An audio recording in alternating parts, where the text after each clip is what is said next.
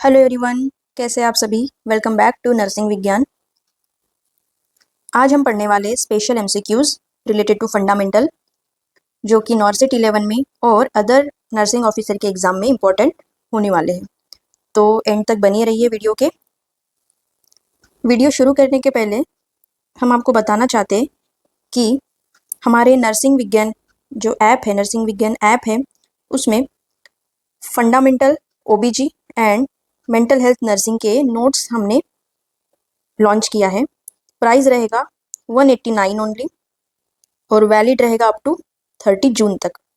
इसमें आपको नोट्स मिलेंगे, एग्जाम ओरिएंटेड नोट्स मिलेंगे, हाइल्ड नोट्स रहेंगे, इजी अंडरस्टैंडिंग रहेंगी नोट्स की, रिवीजन फास्ट होगा आपका और आप स्कोर भी अच्छा गेन करेंगे।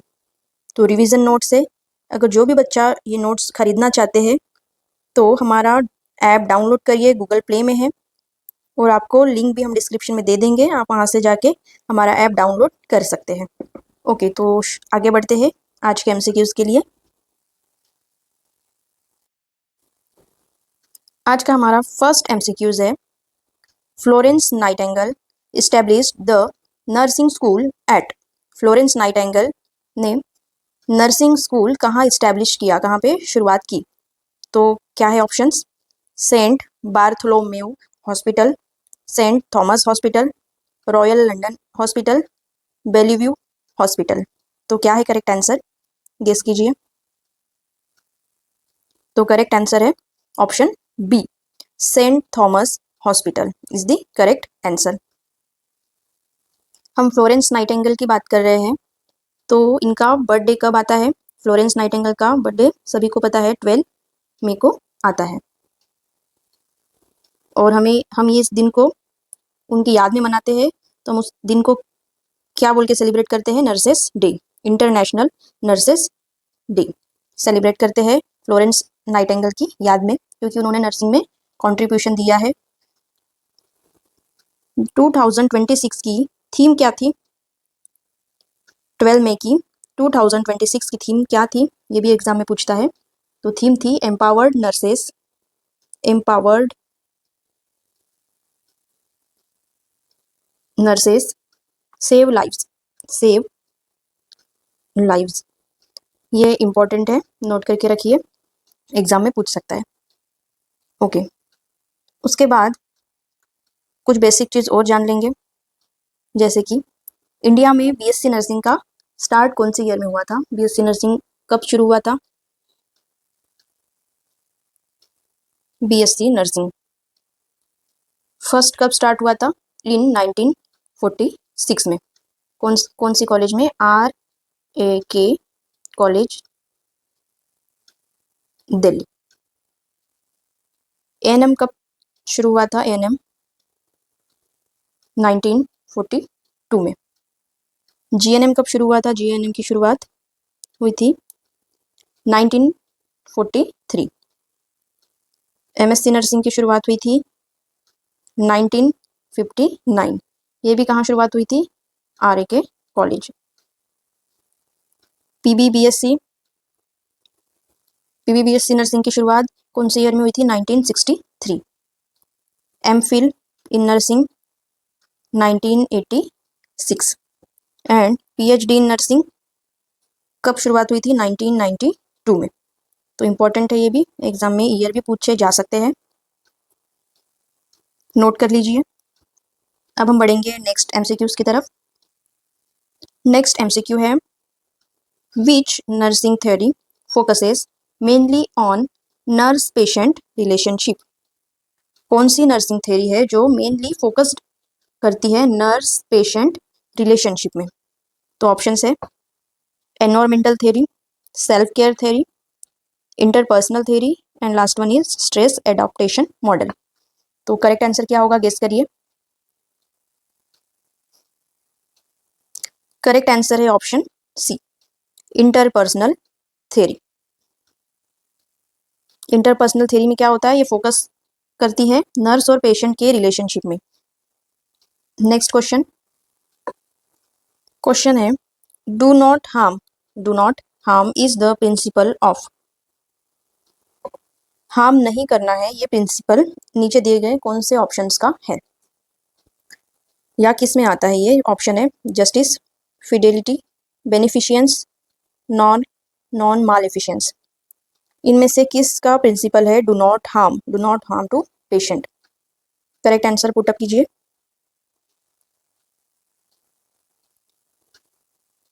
तो करेक्ट आंसर है option D, non maleficence में क्या आएगा डू नॉट हार्म। इसका मतलब क्या होता है do not harm to others.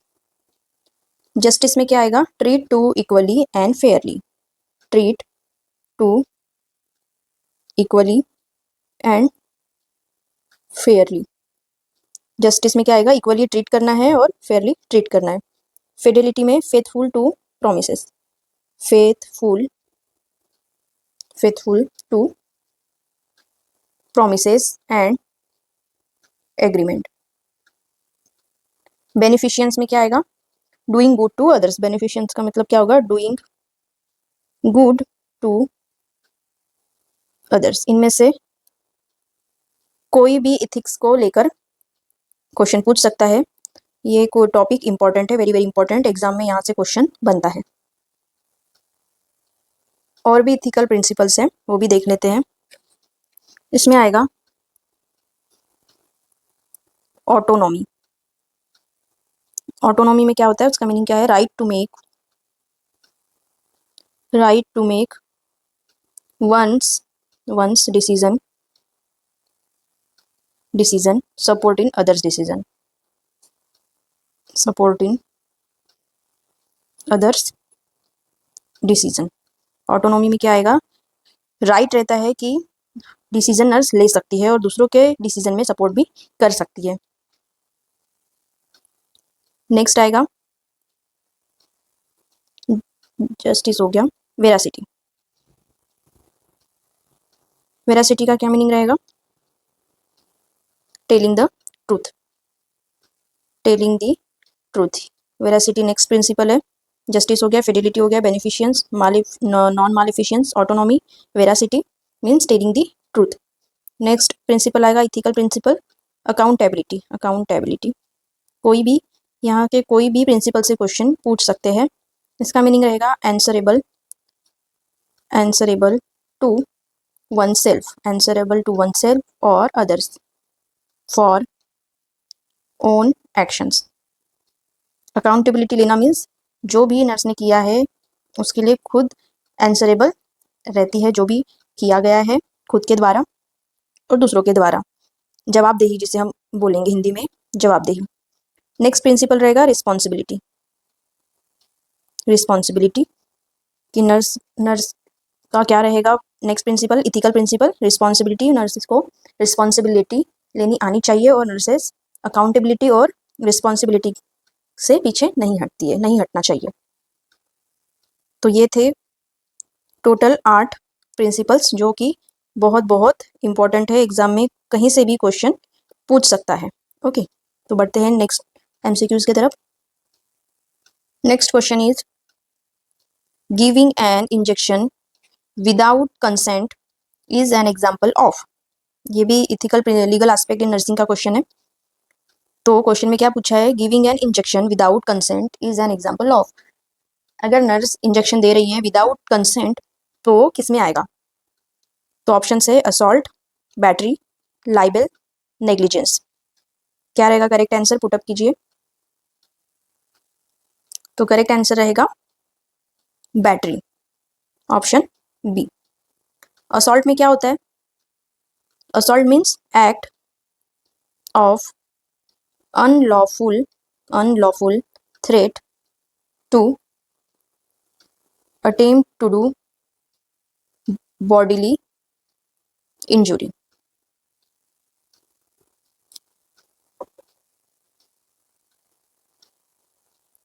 इसमें क्या करेंगे जानबूझकर थ्रेट देंगे कि विदाउट कंसेंट हम इंजेक्शन तुम्हें लगा देंगे।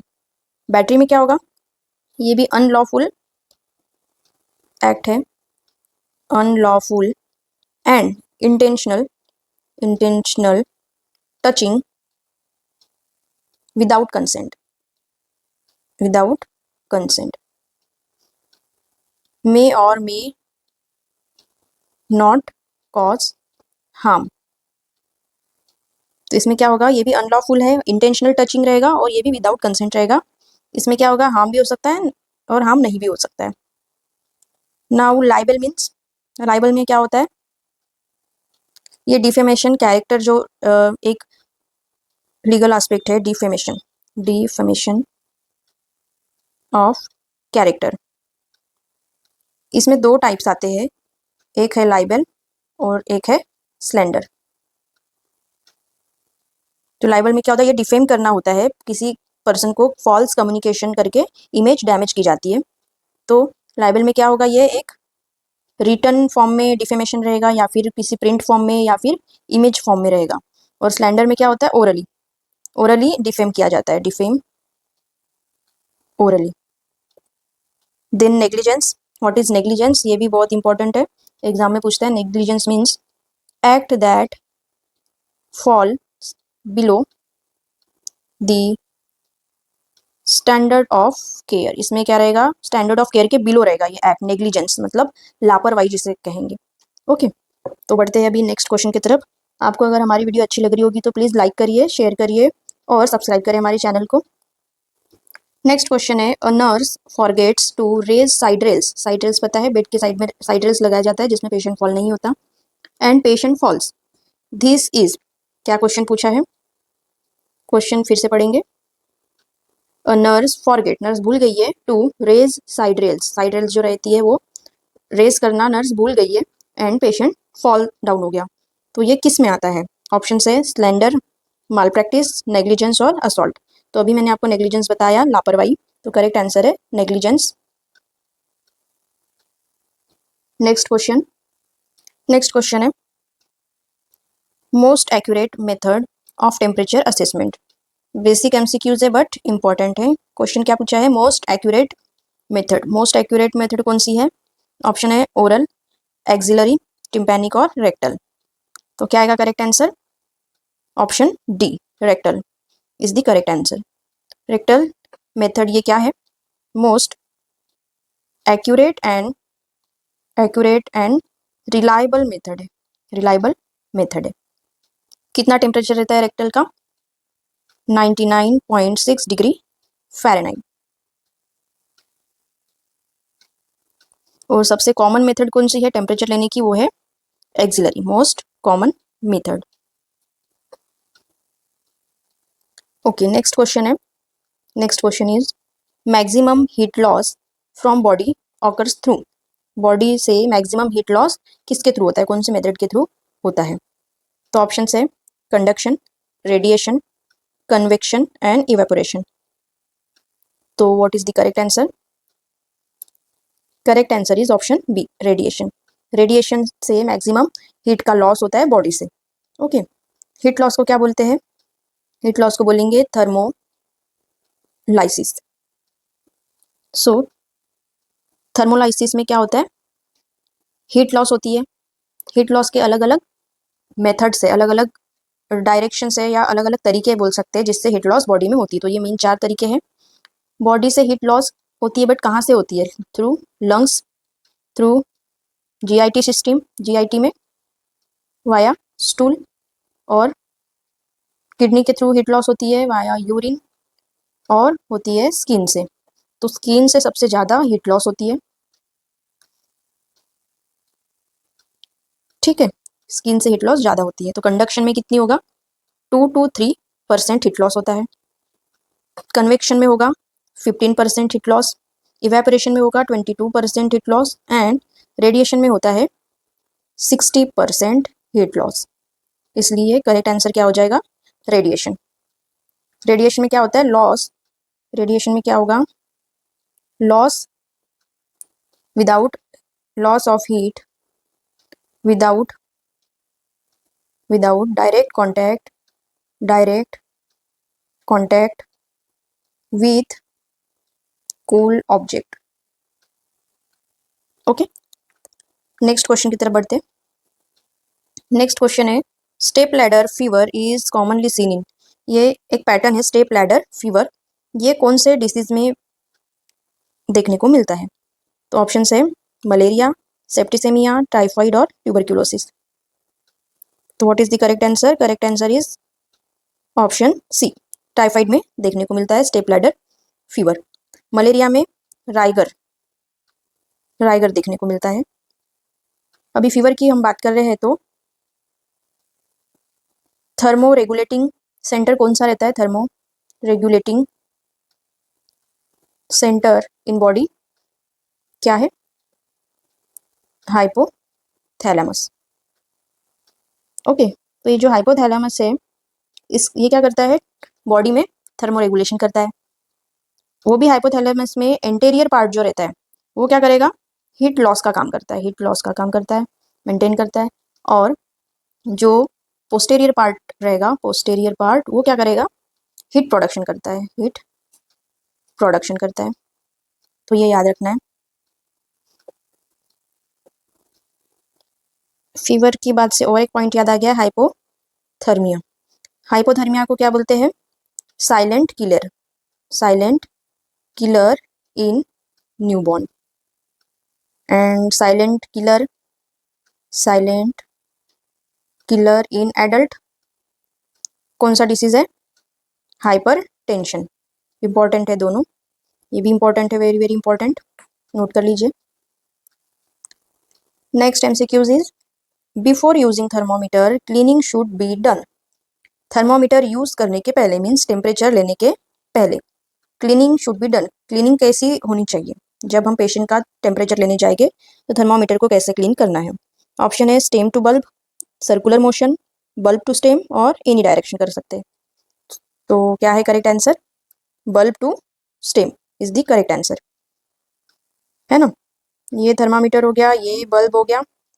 तो क्या करना है? सबसे पहले हमें बल्ब को क्लीन करना है एक ही स्ट्रोक में और उसके बाद स्टेम की तरफ लेके जाना है। ये हो गया स्टेम और ये हो गया बल्ब।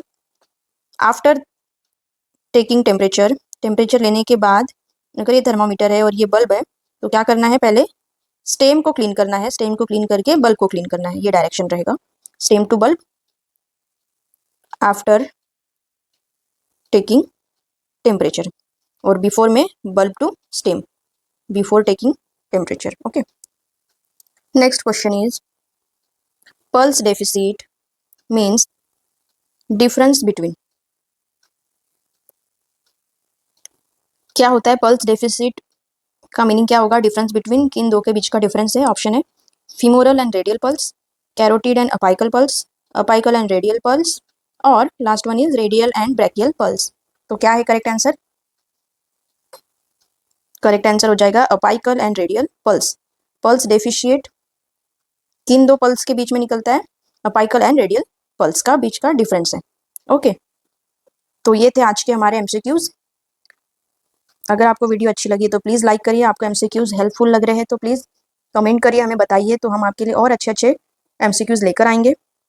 और प्लीज़ चैनल को सब्सक्राइब जरूर करें। थैंक यू, मिलते हैं नेक्स्ट वीडियो में।